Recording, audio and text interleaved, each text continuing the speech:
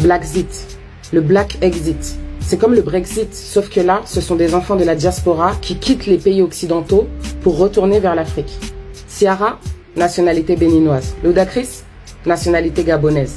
Lauryn Hill, actuellement en résidence artistique au Bénin. Spike Lee, nationalité ghanéenne. Idriss Elba, nationalité sierra-léonaise.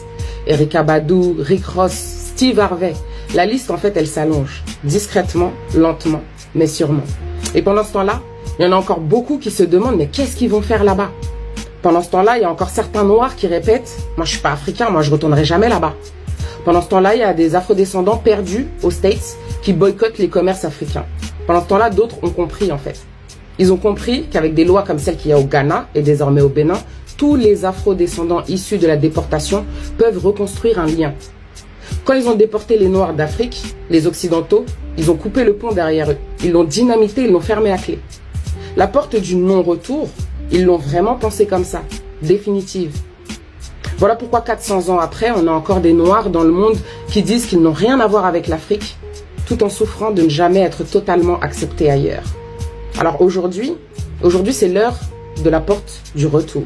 Et oui, elle existe vraiment, sur le même site que celle du non-retour à Ouidah, au Bénin. Mais pendant longtemps, personne n'en parlait, comme si l'espoir n'existait pas finalement.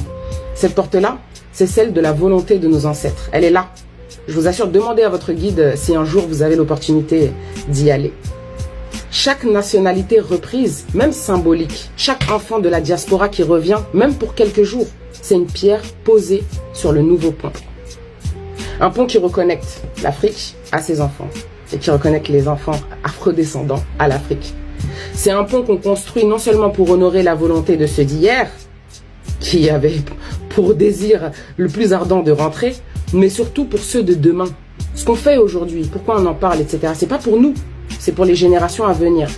Parce qu'on a la chance de faire partie d'une génération qui a une opportunité rare, celle de reconstruire ce pont qui a été brisé depuis trop longtemps.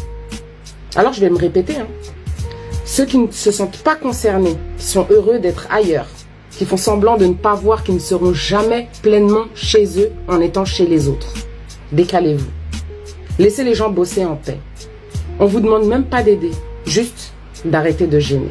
Et pour ceux qui ont senti l'appel, qui ont senti qu'on est en train de participer à quelque chose qui est plus grand que nous, dites-moi ce que vous en pensez en commentaire et allons seulement.